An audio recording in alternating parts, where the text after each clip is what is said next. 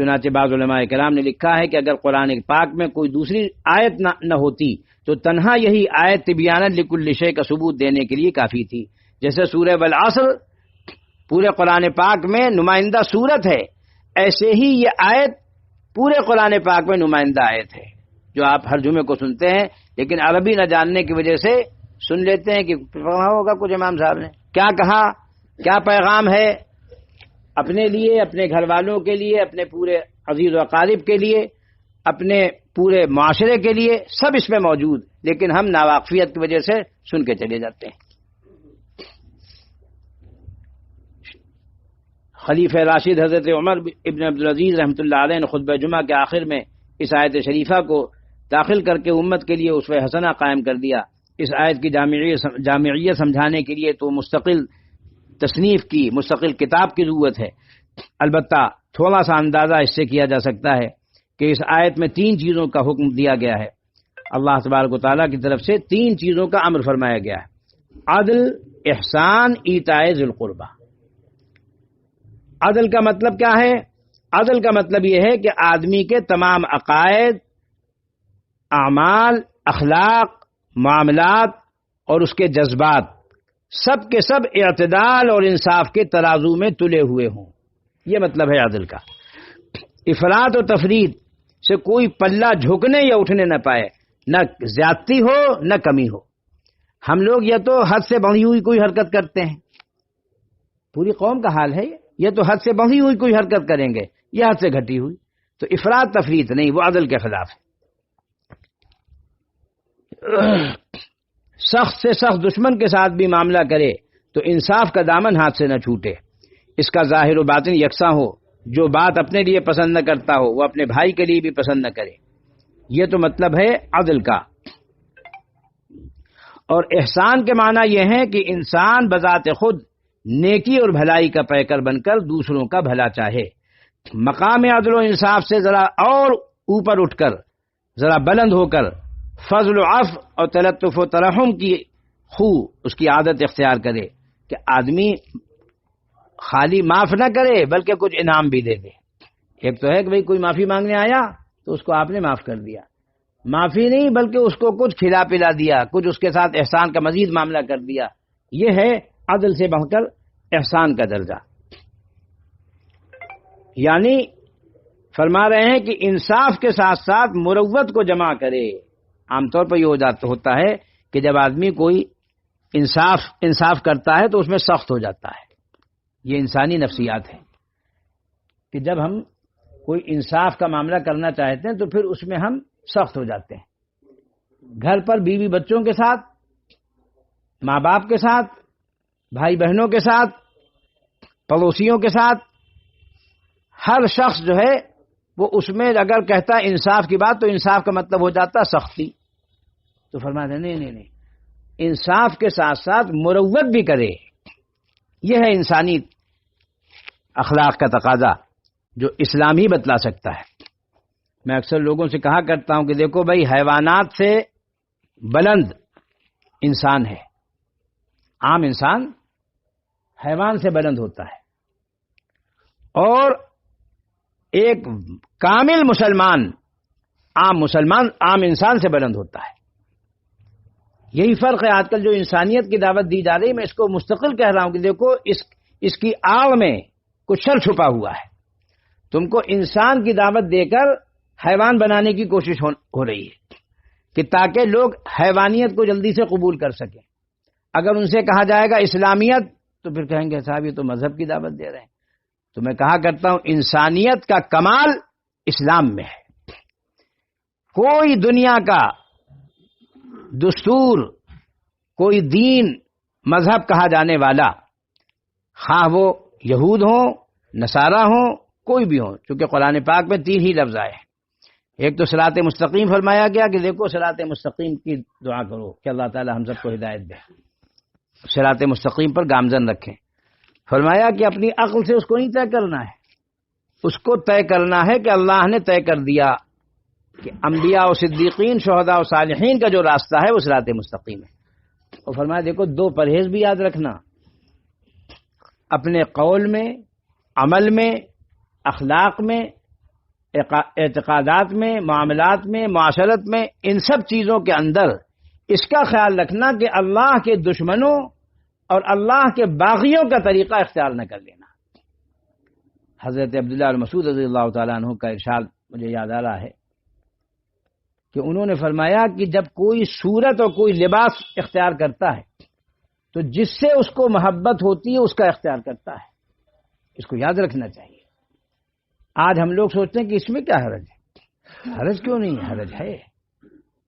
حرج یہ ہے کہ اگر اس کے دل و دماغ میں اللہ کے رسول صلی اللہ علیہ وسلم کی محبت ہوتی، عظمت ہوتی، صدیقین و شہداء و صالحین اس کے لیے نمونے فکر و عمل ہوتے تو وہ انہی کی صورت بناتا، انہی کا لباس اختیار کرتا، ورنہ اس نے جو صورت اور لباس اختیار کیا ہے اس کو وہ سمجھ رہا کہ اسلام اس کی رہنمائی نہیں کرتا۔ ایسا نہیں ہے۔ اسلام واحد مذہب ہے جو پیدائش سے موت تک رہنمائی کرتا ہے اور آئندہ کی زندگی جو حقیقی زندگی ہے، دائمی زندگی ہے، وہاں کی تیاری کراتا ہے اس دنیا میں۔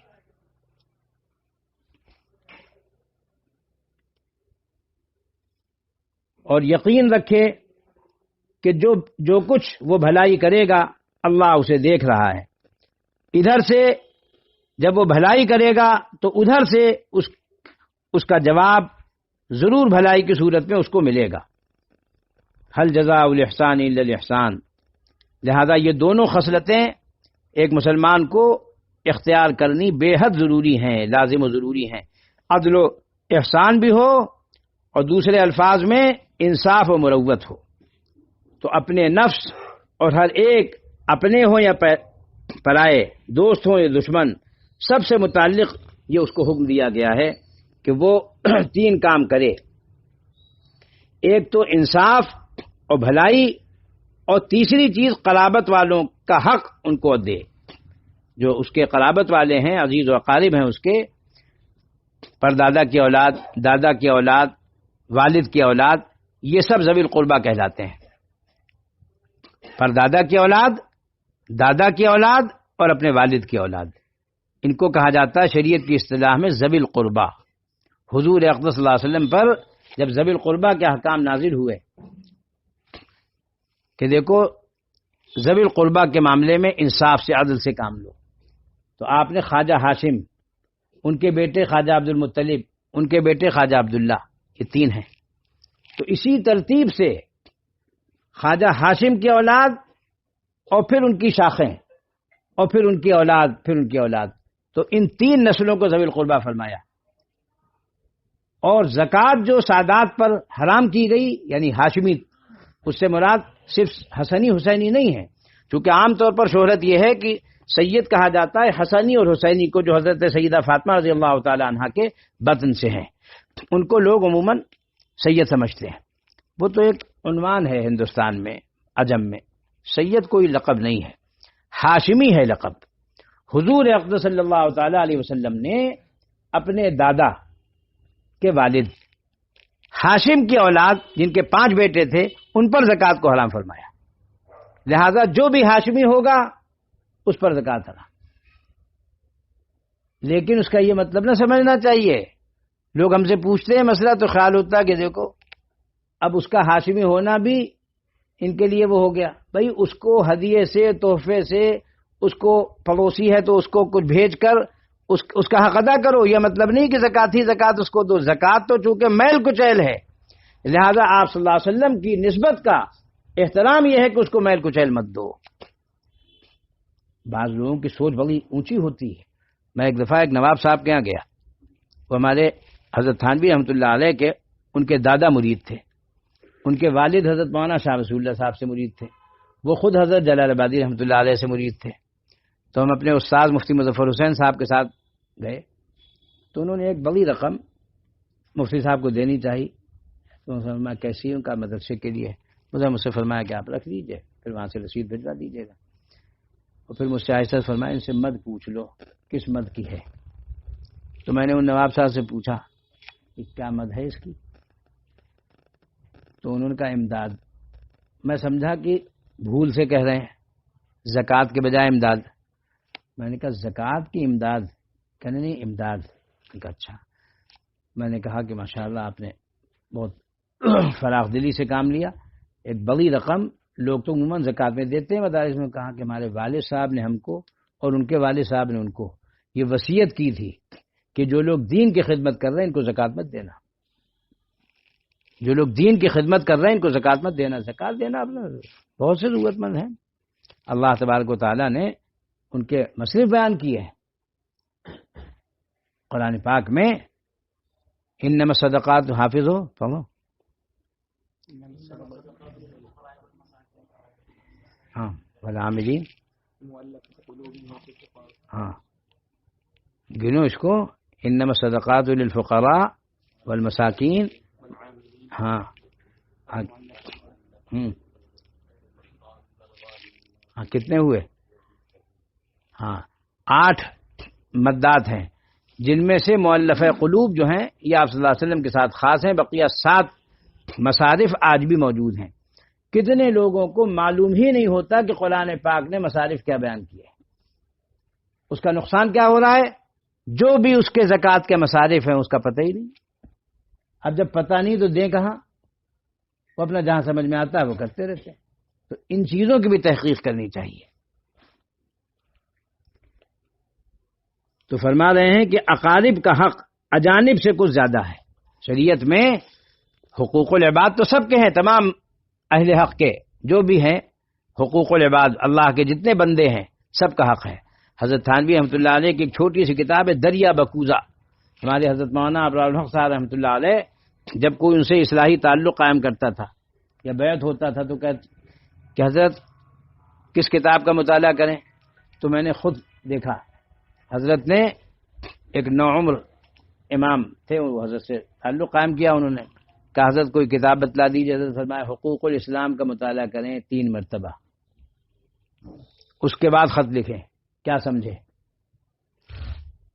میرے پاس کوئی غیر مسلم آتا ہے اسلام سے اپنی کشش ظاہر کرتا ہے تو مجھ سے کہہ دیتے ہیں کہ سب سے پہلے اسلام لانے کا طریقہ 3 دفعے پڑھو.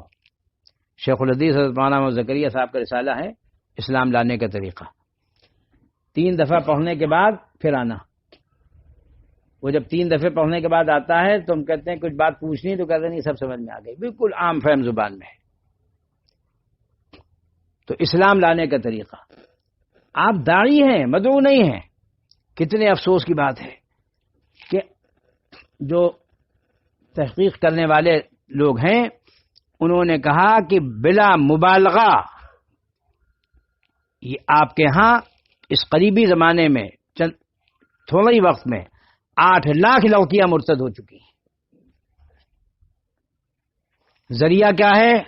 والد صاحب رحمۃ اللہ علیہ فرمایا کرتے تھے کہ ترقی کا خواب ہے. لڑکی کو گھر سے نکالا، بے پردہ کیا، لکھنؤ دلی پڑھنے بھیجا، اب وہاں وہ ہاسٹل میں رہ رہی ہے. میرے پاس واقعات ہیں. فون کرتی ہیں مائیں، روتی ہیں، باپ روتے ہیں، بے ہوش ہو جاتے ہیں. کہا لڑکی ہماری بہت اچھی تھی، کہاں بھیجا تھا؟ کہیں لکھنؤ بھیجا تھا، فلاں جگہ بھیجا تھا، فلاں جگہ. میں کیسے گئی تھی وہاں پر؟ ارے وہاں فرشتے رہتے ہیں کیا؟ ہیں شیاطین کے جھرمٹ میں بھیج دیا، شیاطین کے درمیان. اب لڑکی تعلیم یافتہ ہو رہی ہے، گھر والے سمجھ رہے ہیں. اس کے بعد وہ خود کفیل ہو رہی ہے. جب وہ خود کفیل ہو رہی ہے تو گھر سے بے نیاز ہو رہی ہے. جب گھر سے بے نیاز ہو رہی ہے تو کہہ رہی ہمارے اسٹینڈرڈ کا مسلمانوں میں ہی نہیں. میں نے اپنے کانوں سے سہارنپور میں سنا، ایک صاحب ہمارے اساتذہ ہمارے بزرگوں کے پاس آتے تھے.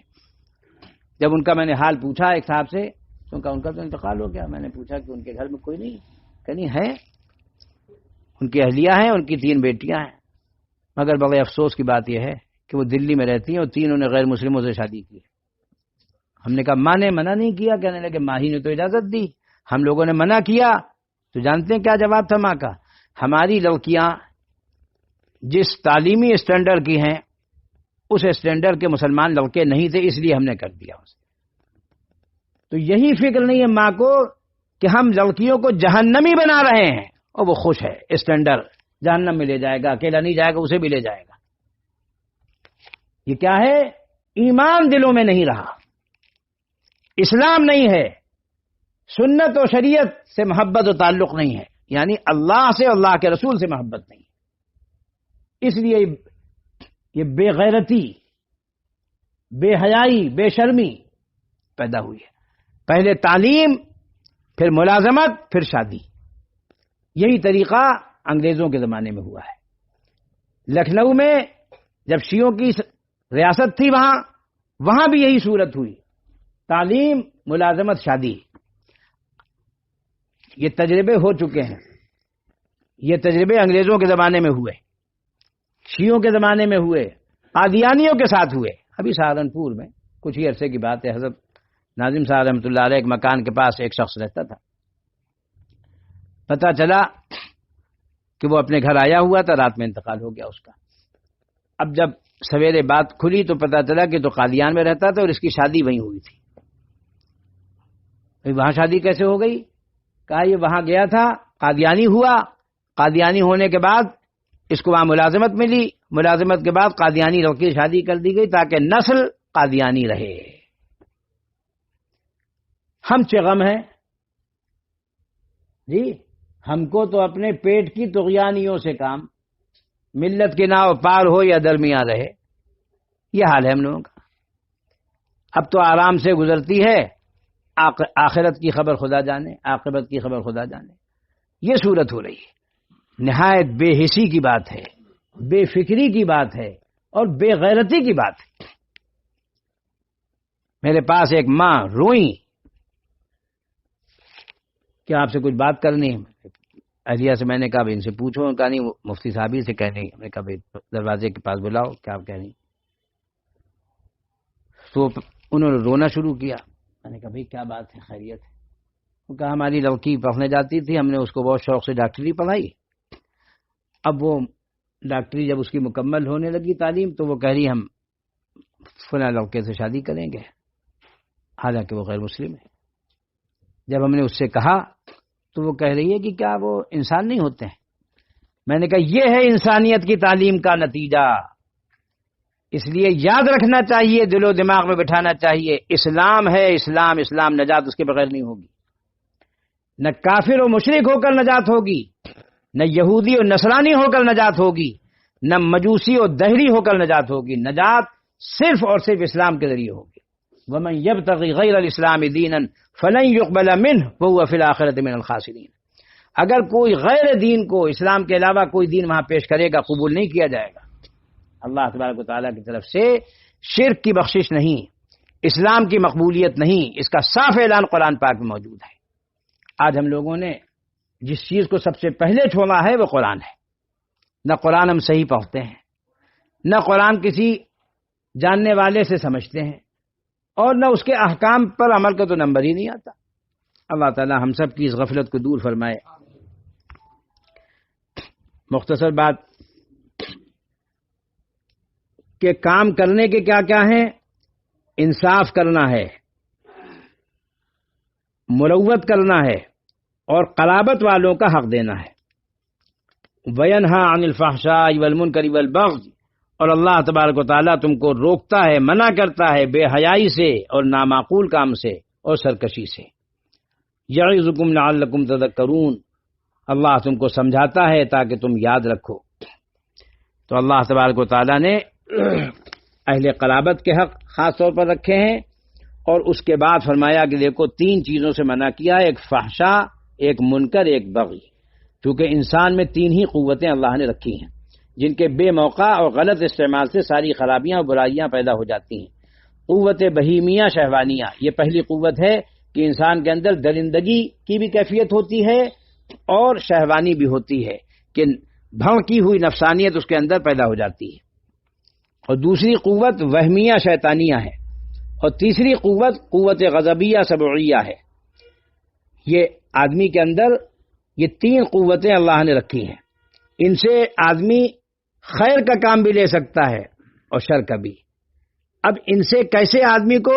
ان سے فرمایا کہ ان سے رکنا ہے تم کو۔ فحشا، بے حیائی، حرام، اس کا حل بتا دیا گیا، نکاح کرو۔ اگر آدمی نکاح کے بغیر وہ تعلق قائم کرے گا، اب وہی چیز زنا اور بدکاری کہلائے گی۔ تو شریعت نے اس کو الٹا کہ نہیں، اس کا استعمال بدلو، اب اس کا حکم بدل جائے گا۔ آدمی کے اندر اگر بہادری نہیں ہوگی، بھڑکے گا نہیں وہ، تو اس کو باطل پر غصہ نہیں آئے گا، بدعت پر ناگواری نہیں ہوگی، رسم سے دور نہیں رہے گا، لہذا اس کے اندر غصہ بھی رکھا گیا، مگر اس کا استعمال صحیح ہونا چاہیے۔ ایک بزرگ حرم شریف میں تھے، حضرت تھانوی رحمۃ اللہ علیہ کے آخری خلیفہ تھے، حضرت مولانا سید فقیر محمد صاحب رحمۃ اللہ علیہ۔ تو ان سے ایک صاحب نے کہا کہ حضرت دعا فرما دیجیے۔ فرمایا کیا؟ کہ اللہ تعالیٰ میرا غصہ ختم کر دے۔ ارے توبہ کرو توبہ کرو توبہ، غصہ ختم ہو جائے گا تو اللہ کے دشمنوں سے، اللہ کے رسول کے دشمنوں سے، اپنے دشمنوں سے، شیطانوں سے کیسے لڑے گا؟ کہنا غصہ ختم ہو جائے۔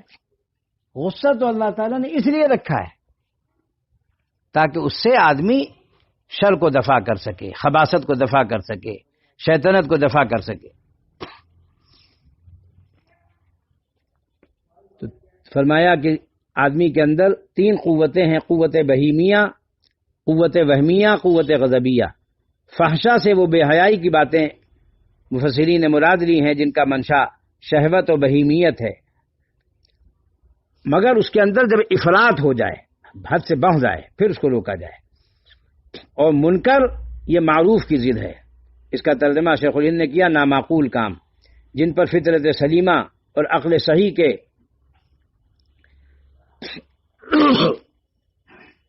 اور عقل صحیح جو ہے وہ انکار کرے کہ آدمی فطرت سلیم اگر کسی کی اگر الٹی پلٹی طبیعت ہے تو اس کو خراب چیز اچھی لگتی، اور اگر کسی کی طبیعت اچھی ہوتی ہے تو اس کو صحیح چیز اچھی لگتی ہے، بری چیز بری لگتی ہے۔ یہ طبیعی ہے بالکل۔ اگر آپ کو اس کا فیصلہ کرنا ہے بھائی کوئی بدبودار چیز ہے، حدیث شریف میں آتا ہے کہ بدبودار چیزوں سے فرشتوں کو اور جو صحیح الحواس لوگ ہیں ان کو ناگواری ہوتی ہے۔ اب کسی آدمی کو بدبو ہی نہیں آتی، سڑے ہوئے کپڑے پہن کے کھڑا ہو گیا برابر میں، مسجد میں ایسے شخص کو منع کیا گیا ہے کہ نہیں، جسم کو بھی صاف کرو، کپڑوں کو بھی صاف کرو، اور تمہارے کپڑوں سے بدبو نہ آئے کہ برابر والے کو سانس روکنی پڑے کہ بھئی یہ کون کھڑا ہو گیا۔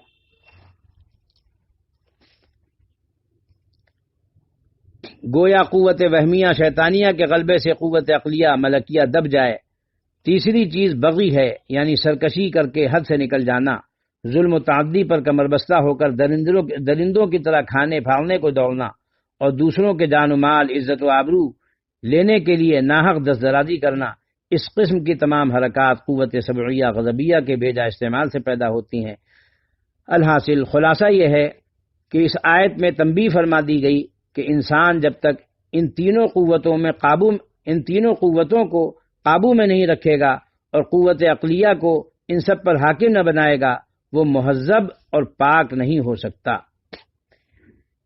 فرما رہے ہیں کہ یہ جب آیت نازل ہوئی تو حضرت اقسم بن صفی نے اس آیت کو سن کر اپنی قوم سے کہا کہ میں دیکھتا ہوں کہ یہ پیغمبر تمام عمدہ اور اعلیٰ اخلاق کا حکم دیتے ہیں اور کمینے اخلاق اور برے اعمال سے روکتے ہیں، لہذا تم اس کے ماننے میں جلدی کرو۔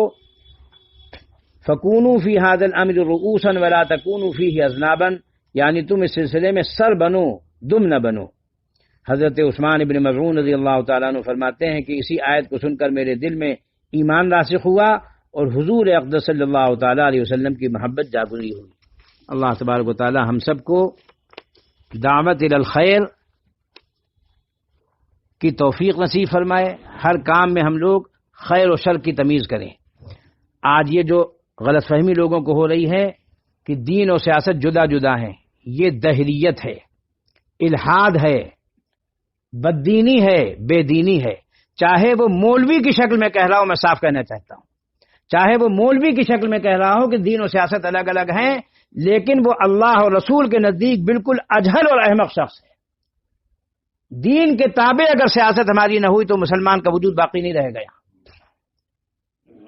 آپ کو استعمال کیا جا رہا ہے، آپ استعمال نہ ہوں۔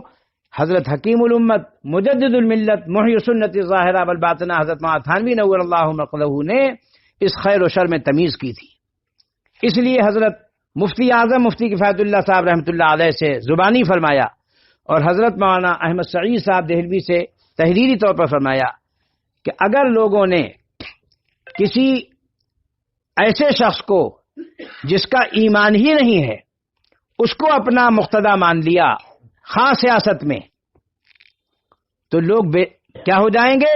ان کا ایمان ہی غائب ہو جائے گا، یعنی بے ایمان ہو جائیں گے وہ خود، چونکہ انہوں نے امام اس کو مان لیا۔ عجیب مثال حضرت نے دی۔ حضرت نے فرمایا، ایک صاحب نے کہا کہ حضرت اگر کافر سیاستداں ہو ماہر تو اس کا اقتداء، اس کا اتباع، اس کی پیروی کر سکتے ہیں؟ حضرت نے فرمایا یہ تو ایسی بات ہے، یہ تو ایسی بات ہوئی کہ کوئی کہے کہ فلاں غیر مسلم ہے مگر وہ نماز پڑھانی بہت اچھی جانتا ہے، اور ایک مسلمان ہے وہ جاہل ہے، لہذا اس کو بنا دو امام چونکہ وہ نماز پڑھانی جانتا ہے۔ تو فرمایا نماز نہیں ہوگی چونکہ ایمانی نہیں۔ فرمایا سیاست بھی ایمان دین اس کے تابع ہے۔ ہمارے حضرت جلال آبادی رحمۃ اللہ علیہ تشریف لے گئے تھے حیدرآباد، تو کہا نواب صاحب نے پوچھا کہ حضرت یہاں اختلاف ہو رہا ہے علماء میں، بعض کہہ رہے ہیں کہ دین اور سیاست الگ الگ ہیں، آپ کی کیا اس سلسلے میں تحقیق، کیا رائے ہے؟ حضرت نے فرمایا سیاست دین کے تابع ہے، ہمارے ہاں دین سیاست کے تابع نہیں۔ جن لوگوں نے یہ معاملہ کیا کہ سیاست کے تابع دین کو کیا وہ گڑبڑا گئے، دنیا میں تو گڑبڑائے، آخرت کا بھی معاملہ نہایت خطرناک ہے۔ کیونکہ اگر ہم نے کسی بھی چیز میں، عقائد میں، عبادات میں، معاملات میں، معاشرت میں، اخلاق میں، سیاسیات و انتظام میں اپنے خیال سے، اپنے نظریے سے پکا سوچ لیا کہ ہمارا مقتدا ہے، تو یاد رکھیے ایمان سالم نہیں رہ جائے گا۔ ہم کو پورے طور پر یہ فیصلہ کرنا ہوگا کہ ہمارا مقتدا ہر کام میں مسلم ہوگا۔ فرشتہ تو ملے گا نہیں، یہ خوب یاد رکھنا چاہیے۔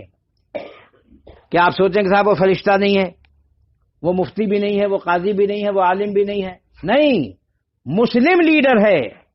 جب وہ مسلم لیڈر ہے تو اللہ کیا پوچھا جائے گا کہ جب تم کو دستور کو، قانون کو، ان کی پالیسیوں کو سمجھنے والا ہم نے اپنا بندہ حضرت آدم کی اولاد میں، حضور صلی اللہ علیہ وسلم کی امت میں تمہارا نمائندہ دیا تھا، تو تم کہاں سو رہے تھے؟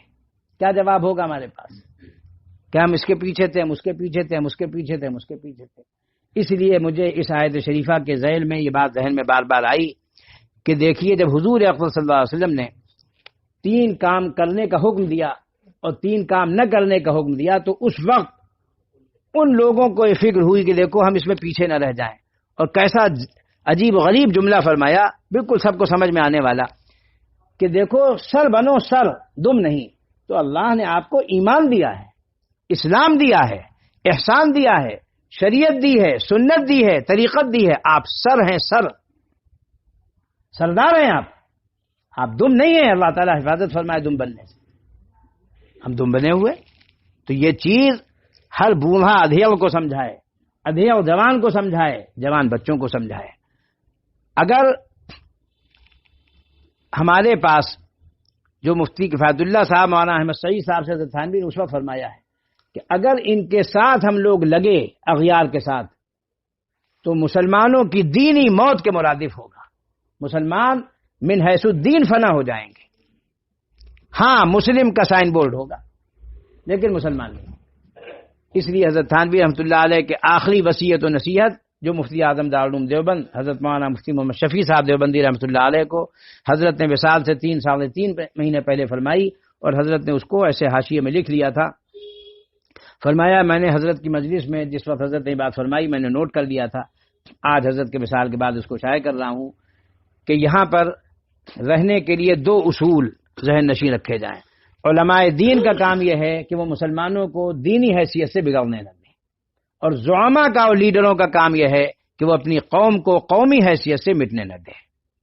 اللہ تبارک و تعالی ہم سب کو دعوت الی الخیر کی توفیق نصیب فرمائے، امر بالمعروف کی توفیق نصیب فرمائے، بھلائیوں کا حکم دینے کی اور نہی عن المنکر برائیوں سے روکنے کی۔ ایسے ہی لوگ اللہ کے ہاں ہدایت یافتہ اور فلاح یافتہ کامیاب ہیں۔ اللہ تبارک و تعالی ہم سب کو ایمانیات ہمارے درست کرے، ہمارے اسلامیات کو درست کرے، ہمارے احسانیات کو۔ عقائد درست ہوں گے، اعمال درست ہوں گے، اخلاق درست ہوں گے تو ہم سب ہدایت پر ہوں گے. ہم سب جب ہدایت پر دنیا